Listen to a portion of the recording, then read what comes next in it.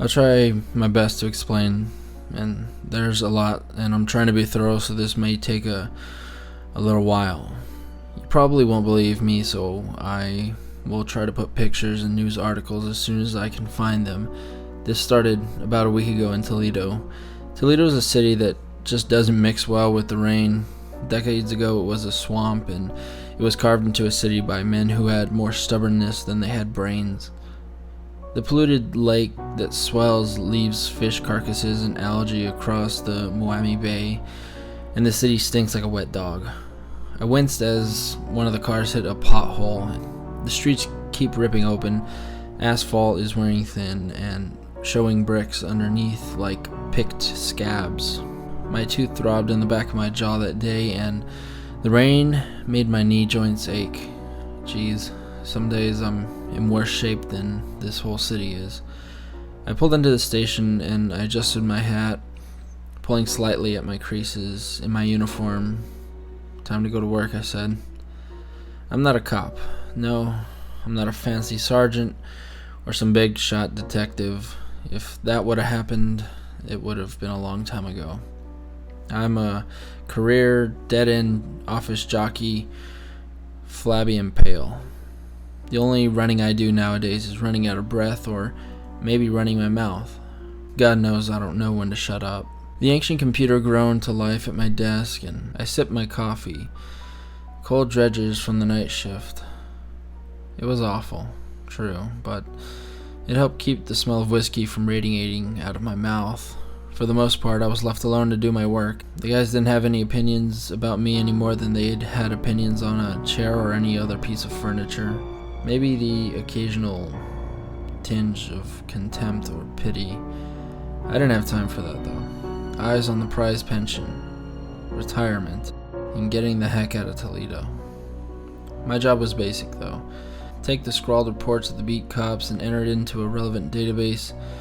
Name us for missing persons, NIBRs for the rest. Sometimes I pretty up the wording on the reports just before they get submitted. It's not exactly cops and robbers stuff, but it pays the bills, and with the union I have, I could catastrophically mess up, and then maybe have a possibility of being fired. I exhaled heavily and looked at the stack in front of me. Jeez. At least 5 straight hours of entering missing persons packets and scanning photos, mostly cursory reports with little or no investigating from the looks of it. It's the sort of thing that happens when everyone's screaming about the heroin epidemic. Makes my job easier for the officers, I guess. Lost college kid, junkie. Lost guy with a rap sheet, junkie. Boxes checked, signed, sent to me to chicken peck into the system. It's not that Toledo has bad cops. For the most part, the officers are pretty decent. It's just not a lot of people have sympathy for a dope friend, and not a lot of effort goes into looking for them. They'll turn up.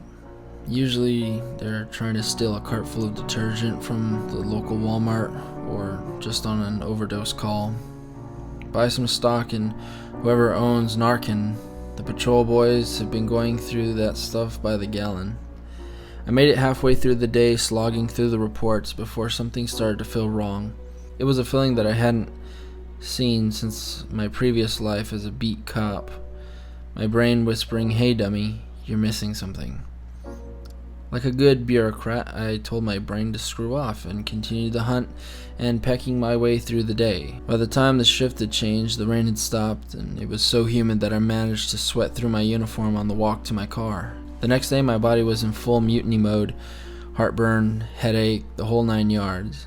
I chased my coffee with a little Pepto, and a fresh pack of reports awaited me, almost as large as the previous day. Maybe these guys weren't exaggerating about the heroin thing. The ugly little tug in my brain continued, and I pulled out one of the files. Bethany Rodriguez. Pretty girl, college age. The sort of girl my daughter would be friends with. The parents said it wasn't like her, blah blah blah, 4.0 student, classic overachiever. Lived in the old West End. No history with the law, no history of abusing medications, etc. Well, it's not like it hadn't happened before with these types. I was about to shrug myself back to work when I remembered another one from the previous day. Rooting through the out tray, I finally found it.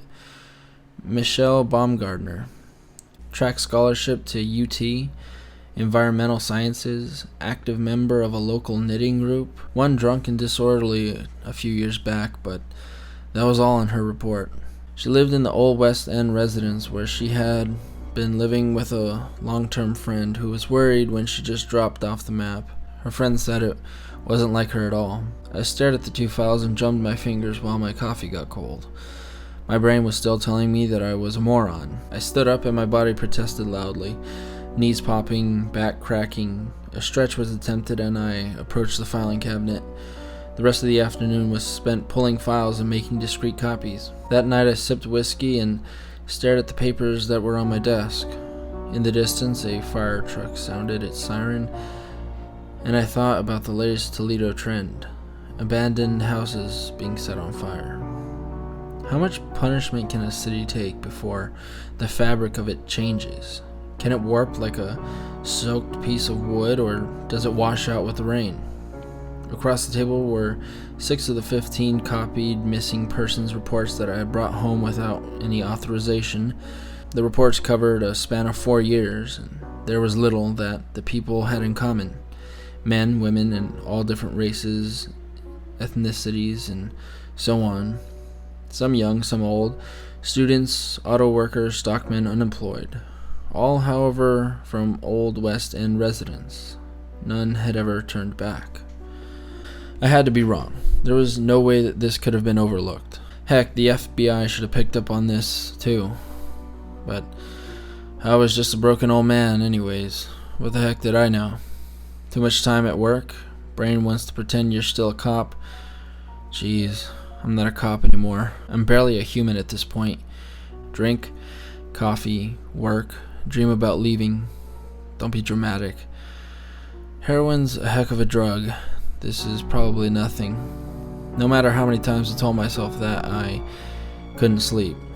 6 bodies. The next morning, I managed to catch Jackson after the morning brief. Jackson had been on the force for about 5 years, long enough to prove that he had a head on his shoulders. I handed him a coffee I had picked up on the way in. "Hey Jackson," I attempted nonchalantly. "That Rodriguez report was a little light. Anything else you can give me for the database?"